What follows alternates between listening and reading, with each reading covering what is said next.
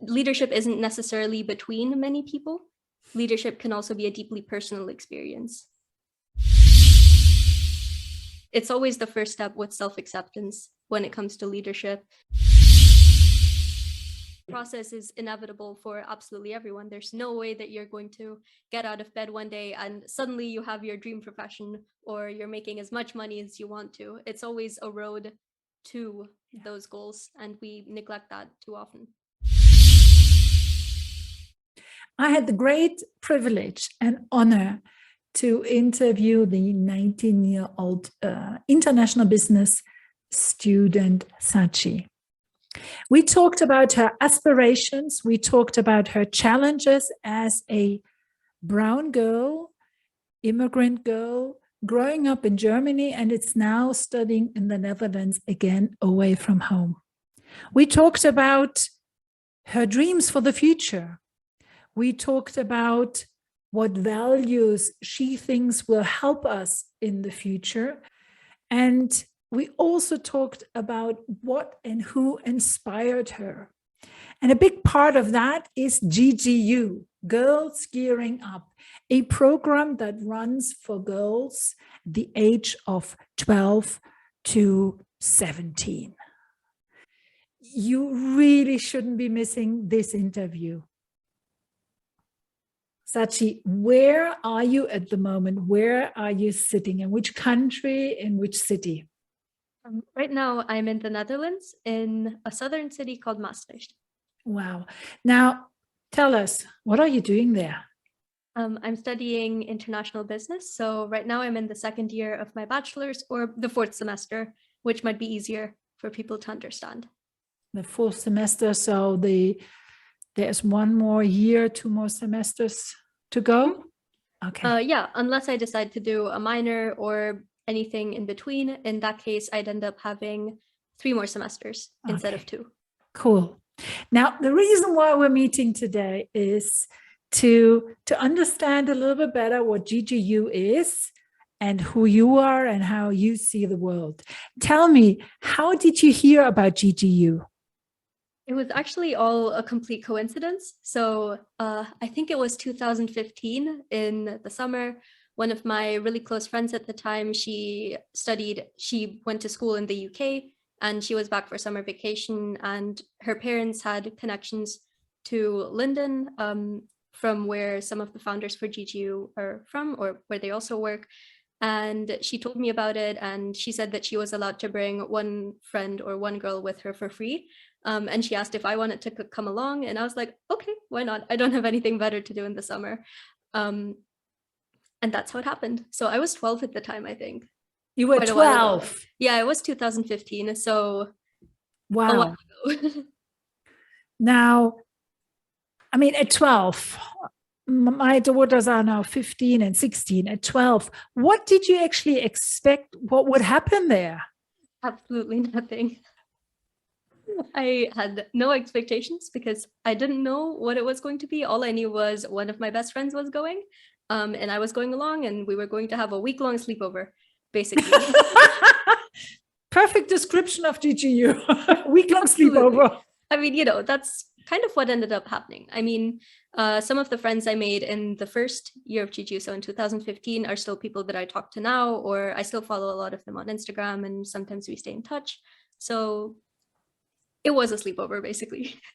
But that might actually already be a beautiful description of what it is. Now, let's spell it out. GGU stands for Girls Gearing Up. And it's basically a summer program, including other stuff, where girls meet. And then during the sleepover week, what else did you do? So every morning you'd wake up, you'd have breakfast with everyone, and then you'd kind of get the agenda for the rest of the day. And every day was completely different. So for that year, to be honest, because I was 12, I don't necessarily remember a lot of it, which I'm so sorry. But generally what we'd have is every single day there'd be one power mentor, is what we call it there, but it's an inspirational woman, maybe someone like you, or a panel of inspirational women, and we'd have the chance to interview them, ask them about their own experiences, and kind of learn from it. And then we'd be able to reflect. We'd have some activities for building leadership that have actually stayed with me for quite some time now. One of the most memorable examples, it seems really small and inconsequential, but the first year took place in BBIS, so Berlin-Brandenburg International School. It's a boarding school right outside of Berlin, so they lent us their facilities. And I believe that's also where the more recent editions of the camp have taken place. But there was this patch of road along the cafeteria, I'd like to say, where instead of following the road, because the road was winding, kind of like a snake, so people would just cut through it and walk straight instead of following the road. And because of that, there was the patch of grass would always have a road where there was no grass because of how much people stepped on it. And the analogy that was used at the time was sort of like, there's always these shortcuts that you can take, but the shortcuts always kind of destroy or stop the chances of something else happening if you had done the entire experience, or if you had taken the time to follow what could have been.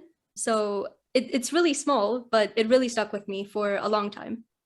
It's really an amazing image. And let me just sort of poke in there a little bit further. From my experience also, a different analogy would work.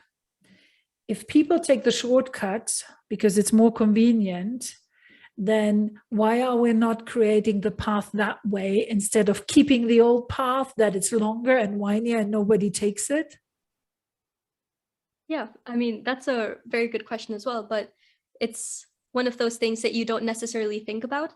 So what I've also learned a lot in group work with people in GGU or just people in university or school, or just everyone, to be honest, is that when you have an idea, sometimes you're so fixated on your idea and the possibilities of what could result from that idea that you don't consider all the other options, and you don't consider what's best for everyone around you or what might be easier or more realistic to do. I think that's definitely one of the reasons for why, instead of having this really long, scenic, thought out route, you just take the shortcut, because you need to go from one goal to the next, and you don't have time to think about other things at times, for example. That's very true. Or you don't want to take the time. From the way you're describing it, Sachi, you have been more than once to GGU. How many times did you go? My last year was 2019, after which I was too old. You're now a senior. I am a senior. I deserve a discount. No, so I went to the 2015, 2016, 17, and 19. So 4 camps in total. 4 times you went there, and you used words like leadership, and you used words like reflection, to reflect on one's behavior or thinking. That might be normal for a 17, 15-year-old young woman. For a 12-year-old girl, I find that very ambitious. What is actually leadership for you? I think that's a very difficult question. Everyone that you ask would have different subjective definitions of what leadership is, because it's such a personal thing as well. Mm-hmm. But to me, leadership is very deeply intertwined with activism, because that's what I've focused on for a lot of my life. Because, of course, being a woman of color, being an immigrant, all of these things, or studying abroad outside of the country that I lived in for the majority of my life, Germany, they're all things that have shaped my existence in varying ways. So whether it comes to things like human rights or sustainability or just mental health awareness, for example, those are all things that I've covered extensively in thinking about myself and activism. And I found that leadership to me means being able to not only recognize the flaws in your current system, for example, or in yourself, but having the courage to speak up and finding ways to change it, even if you're not able to do anything to change it directly, being able to at the very least be aware of it. Leadership isn't necessarily between many people. Leadership can also be a deeply personal experience. That's a pretty good example of how we can also define it, because I also think leadership always starts with oneself before it kind of like moves on to the relationship with others, or the team, or the family, the community, in which other way we want to see it. Now, Sachi, you said that for you, leadership is very much connected to activism, and the activism is very much connected to your own personal experience. Can you share a couple of examples what you mean by that? I mean, you said a woman of color, an immigrant, and now even living in another country. Can you share a couple of examples where you experienced something that led then to your activism? Yeah, of course. So I moved to Germany from India at a pretty young age. I was 5. So I spent the most of my life in Germany and I've grown up there, but of course that doesn't take away from my Indian culture or my roots and my heritage. And that's something that took a pretty long time for me to accept, because in Germany, most of the kids' TV shows, for example, now it's a lot more progressive than it was back then. I say back then, but it was only 5 or 10 years ago. So I didn't see a lot of representation, for example, for people that looked like me. So, and the German kindergarten I went to, there were barely any people of color. There was maybe one other Black girl. And both of us, of course, had different identities as well. And we weren't the same person or the same kind of person culturally either. So this lack of representation, or the feeling of sort of being isolated, is something that a lot of first generation immigrants feel, actually.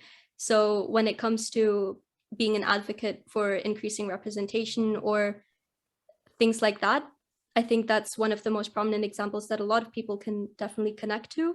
And the activism there would, in one part, it would be just unapologetically existing. But in another part, it's also raising awareness because, for example, a white person might not notice that people of color or children of color notice that they're not the prominent representation on television. So I think that's definitely something big as well. And then mental health, definitely. I've had a few mental health issues in the past, which I've now come to terms with, and I've gotten help and everything, which is very good. But from my community, so in India, mental health is quite stigmatized. It's not very commonly talked about. So just having people know that there's someone in their community with a mental health disorder is already a big step as well. So like I said, it's always the first step with self-acceptance when it comes to leadership. And it's very closely intertwined to activism in the sense that you can be activist about how you look at yourself and how you influence others to not only look at themselves, but also their cultural identities or what could be. And I think that's a lot more prominent in my generation as well. Now, the two examples you gave, Sachi, I mean, when just listening to them, my heart goes out, and I don't even try to say I can imagine what you went through, because I can't, obviously, because I have a different identity. Now, where did you take the strength from to go through that experience? If you look at basically saying, well, I was a brown girl, I was underrepresented, I didn't have any role models in kindergarten and school, on TV, you know, I didn't see myself anywhere. How did you cope with that? It's not a matter of how you coped with it, but a lot of times it's that you have to cope. It's not a question of whether you cope or not. It's a question of what you do to kind of go through life with the things that you're born with. And it's not like I had absolutely no role models or anything like that. Of course, I had a lot of inspirational women, even, I mean, men obviously as well, but a lot of inspirational people in general from my side of the family or from other countries, not just limited to Germany, with my same skin tone or similar experiences to what I've been through. And a big part was definitely those people and the communities that I've found myself being part of, as contradictory as it may sound. I think one of the biggest things for me was having a very stable and healthy friend group. In elementary school, so between grades 1 to 6, I'd like to say I was rather shy. I didn't have that many friends, But of course, when puberty hits, those hormones go into overdrive and your personality changes completely. So I made a lot of really close friends who I still love and cherish to this day. I still talk to them pretty regularly. And them having similar struggles at times and being open about it was definitely the first step to me also being able to more easily kind of go through my own problems. I think that peer coping system or coping mechanism, that is very, very important and valuable. Weren't there ever any situations where you felt overwhelmed with the situation or with the problem you were facing? Yeah, absolutely. One of my biggest problems in high school, so to say, was that I was trying to do absolutely everything. I was doing internships, I was in every single committee there was, whether it's organizing our graduation or the yearbook for that school year. I was in the student council, and then I was also working with GGU. I was also doing things in my own time, courses, lectures, and then my hobbies and everything. So it was obviously very overwhelming because of these responsibilities that I had taken onto myself, and I wasn't completely prepared because I didn't know what I had gotten myself into. It was more of I saw the opportunities and I said, okay, without thinking about it too much. So there were definitely times where I'd be much too overwhelmed, and it affected my mental health, obviously, as it would to anyone if you were doing so much. So the biggest way for me was having to learn how to say no and realizing when I'm at my limits, realizing what kinds of habits I have when I'm about to be at my limits, and being able to put a stop to them in time. So being able to tell someone, hey, I'm really sorry, I have this deadline, but I really can't make it because I'm having some personal issues. Could you or someone else please help me or give me some tips or extend the deadline? So things like that were definitely the biggest thing that kind of helped me overcome being so overwhelmed by all of the things, but it's still a work in progress. I honestly have to say you're light years ahead of a lot of other people there, because that is one of the main challenges: setting boundaries, knowing when and how to say no, feeling when things are overwhelming, and finding coping mechanisms and finding what stresses me and why does it stress me and how am I handling. So you're light years ahead of the majority of people who are much older. So I'm amazed. I'm seriously amazed, Sachi. I mean, as the saying goes, fake it till you make it. So, of course, on the surface, everything might seem okay, but you never really know what's going on inside of someone. And I think that's also been something that I've dealt with for a long time, as in a lot of people have told me how put together I look. On the inside, I don't feel put together at all. Yeah. And to be perfectly honest, I don't like that mindset anymore, fake it until you make it, because it's kind of like putting a lot of pressure on us in terms of that is actually the goal we need to, that's the way we need to be, that's our identity. And I find that doesn't leave a lot of space for other things to come in. And maybe I will never make it. And how about that also being okay? Yeah, I think what we forget a lot of times is, rather than looking at the end goal and pretending that the moment you start, you're at the end goal, is to take your time and enjoy the process.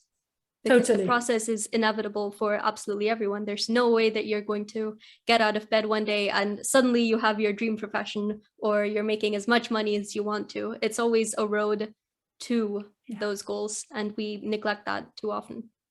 And we probably also, we don't enjoy it enough because it feels a struggle, and we see that as something negative. And the way, the path from A to B can also be enjoyment, can also be fun, can also be an experience. And maybe I fail at the end, but hey, I've learned something. Yeah.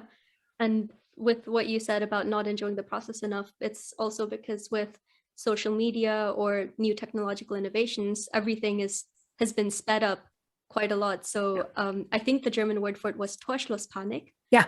So, when you get to a certain age, for example, you start feeling that you have this fear of missing out. And because of that, you don't necessarily enjoy what you have at the moment, but you just focus on what these other people have and what you could have had and what would have been instead of what is. Absolutely. Let me just ask you a side question that I find really interesting now. If I was to send you a message on Instagram or WhatsApp, how long would it take for you to reply usually? Depends on whether my phone sends me the notification or not. Sometimes it just doesn't send me notifications, but usually if it does, maybe 1 to 2 hours on Instagram, and WhatsApp may be a little faster, but something that I am guilty of is just seeing the messages and not opening them. So, but we can keep that between us and the listeners. Absolutely. We're not going to tell anybody. Now, let us go into the future. I'm really curious about to hear how you imagine the future. Now, we're living through really tough times. We had 2 years of an experience that no one of our generation and any of the living generation could ever have imagined, the Corona crisis. Now we have a war in Europe, which nobody ever thought would be possible to happen again. How do you feel about the future? I think it depends on what angle you look at it, because if you ask for the entire future as a whole, then that's a very big concept. And there's a lot of factors that you need to consider to fully grasp what could be for that as well. So to kind of break it into smaller chunks in terms of people, I think Corona has brought out the best and the worst in people. So there's a lot more, I feel like awareness is the wrong word to use, but there's more knowledge or awareness of how people interact with each other and how important, for example, human interaction is, and information about how lack of it affects people, as well as different ways in which it could be done, how effective each of those ways are. So for example, when it comes to remote working, then a lot of people don't want to make the switch back to in-person working because working remotely works so well for them. So in the future, maybe that could also be a consideration, that remote working is much more prominent than it is now, with more and more firms accepting it and having it as a benefit that's listed, that you can work 2 out of 3 days remotely, for example. And that's also something that people are looking for nowadays. But when you take into account, for example, the economy, then of course, people that are looking for jobs are having less and less hope. So in the short term, I think there's going to be a lot of struggle for the future to not only find placement, but to find where you fit in life. And obviously you don't have to fit anywhere. There's no rule that says that you have to be a functioning member of society, for example. And I think it's a very common sentiment among people, especially in my generation, that sometimes we just want to give everything up, run away, live on the fields in a little cottage, make our own cheese, and I don't know, grow turnips. So I think this form of escapism is also something that definitely needs to be addressed in the future. So those are 2 examples, but looking a little more towards innovations, something that I was actually really interested in, that interested me in my university, so the University of Maastricht, was food technologies, which, like I said, is a completely different topic, but more specifically cultured meat. So veganism has been quite on the rise nowadays, and there's been a lot of meat protein alternatives. Personally, I am a meat eater for both health reasons and for just because I like the taste and the texture. So when I found out about cultured meat, which is basically real meat, so actual meat cells that instead of being grown by slaughtering a cow or inside of a living animal, they're propagated inside of a bioreactor. So the meat cells then multiply with stem cells, and then you basically still have a burger or a steak or something like that. But instead of being sourced from a cow, it's from science. It's basically a lab-grown burger. But I thought when I found out about it that it was super cool. I could not wrap my head around it because it was something that I'd never thought of, It really led me to thinking a lot about not only sustainability, but innovations that we can have as people and the possibilities that kind of branch off from all of these innovations. So, for example, research in cultured meat might result in research about being able to grow organs artificially to donate to people, because right now there's an extreme shortage of those. Or it might result in help to regrow limbs or things like that, thinking very far in the future. We, as far as I know, we don't necessarily have the technology required for that just yet. But all these researches like this eventually fall into this bigger, more futuristic achievements that we can make. Those are definitely some things that I'm looking forward to in the future as well. Sounds exciting. Now, let me ask you, when you look into those areas, what values do you think do we need to foster so we can actually survive in the future? Community, which, like what I mentioned with before, we've kind of realized how important social interaction is to a lot of us, not everyone, obviously, but we've realized how important it is to all of us, and how something like the corona pandemic could, for example, completely shut down some of the major going-ons in the world, you know? So being able to foster this sense of community and being able to hold everyone accountable for more of a collectivist mindset, I think would be quite instrumental, especially in the future, and looking at it through the lens of sustainability, through the more environmental side of it. Climate change obviously isn't something that we can do alone. It's something that we as a collective need to decide. So not only individual consumers, but also larger firms and conglomerates, can never say that word. That's why I don't use it. Smart. So it's something that everyone has a part in, and not everyone's part is equal. And that's something that's just a fact of life.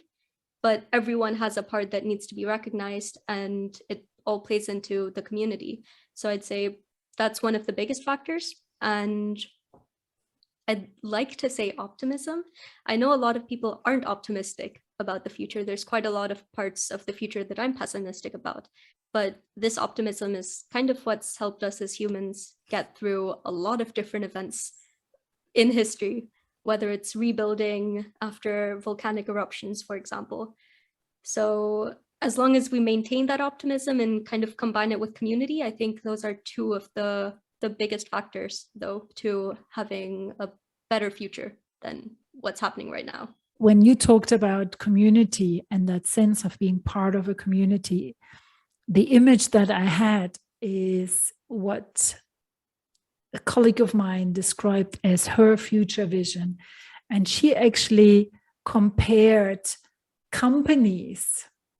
They should function like a human body, in a sense that every human cell has its place, has its function, but they're all connected to one kind of like, they all know what they do and they all know what everybody else does. And she described it really beautifully. She said, none of them thinks they're better than the other, and no liver cell thinks about itself, oh, I want to be a heart cell. I don't want to be a liver cell anymore. I just refuse to be a liver cell. And in that sense of knowing who you are and where you stand in the bigger picture, what part you play in the bigger picture, if now in a company, if in an organization, if in your community, if in your family, then she said it would just run smoother and everybody would just work towards the same goal of well-being rather than an individual, maybe very egoistic goal. Yeah, I think that's definitely a great analogy as well. But of course, the hardest part is finding exactly where you fit in this, because especially nowadays, there's so many different options that are presented to us. Some of them are unattainable, some of them are dependent on chance, some of them are dependent on where you're from. I think it's a good analogy, but I think there's also some rooms for improvement, with the main difficulty being exactly finding out what kind of cell you are, for example. Or if you're a stem cell that could theoretically be converted into any type of cell, then what kind of cell you would want to be. Or cells in plural, because Indeed. I think the future also looks like you're not choosing one career and one purpose. One purpose, but you're choosing maybe different careers and different ways of expressing your purpose. Now, how did you choose your path, Sachi? I don't think I have, to be honest. I'm still 19, so I dare say I haven't had the chance to fully choose my path yet. And I doubt that I'll ever be able to say, yes, this is exactly the path that I've chosen, and this is exactly the path that I want to keep up in the future. I think I'm still being exposed to so much new information every day and learning from so many different people that I really can't say that my only path so far has, for example, been working on the youth advisory board for Girls Gearing Up, where my only path has been to do my high school diploma and then go on to study international business. I think it's much more dynamic than that. Fantastic. Now, let us end with the following question. Who inspired you in the last few weeks? That's a hard question. I mean, there's so many people in my life who, of course, come and go, but also people that are just always there. My family has definitely been one of my biggest, not only supporters, but influences in who I am as a person. And I think that's a quite common sentiment. Your family helps shape who you are. They've never restricted me for doing anything. They've always encouraged me. They've helped me make lists of, for example, pros and cons or the consequences, or if I did something, instead of saying, no, you absolutely shouldn't do this. They've helped me guide through it. And I think that parenting style, so from my parents, has definitely been one of the major inspirations for me in not only helping me think critically and for myself, deciding my own actions, but also in helping me look at other people or just things around me and seeing how they connect with different things. I think if your parents were to listen to the podcast, they would just blush with pride. I'd be so embarrassed. No, because I mean, I'm a mom. That's the biggest compliment my daughters could give me. In my podcast, the very last question is always the same, and I give you exactly the same question I've given all my previous guests. What question would you have wanted me to ask you and I didn't? And you could answer it now. Or how would you say, what's the essence that you want to give the listener from this episode? I think I'll go for the second question. So what is the main message that I would have wanted to convey? Because you've done a wonderful job. I've had a really lovely time answering all of your questions. And I think you've brought out a lot of things that I didn't even consider before podcast. It felt a little like a therapy session, to be honest, but in a very good way. But what I'd really like for anyone listening to know, whether they're my age, whether they're just listening because they know me and they want to support me, whether they're listening because they know you and they love your podcast, is that coming back to the path analogy from the very, very beginning, you don't have to follow a path, obviously. There's a path that a lot of times people think that it's been set out for them and that they have to follow it or else they'll be failures in life or something drastic like that. But even if you decide to, for example, take a shortcut, then as long as you kind of know what you've missed out on, as long as you know what opportunities you could have had and what opportunities you'll have as the result of your action, I think those are the most important things that we don't take enough time to consider. So really, sometimes you just have to go with the flow, and that's a fact of life. But other times you need to think a little more, and that's completely okay because everyone works at on a different clock, on a different schedule. So what was good for me, whether it's, for example, the way that my parents parented me, if that worked for me, it might not work for someone else with a different personality. So be yourself, as cliche as that sounds. Cliche, maybe. Beautiful, definitely. Sachi, many, many thanks that you took the time to come onto the podcast. Thank you for having me.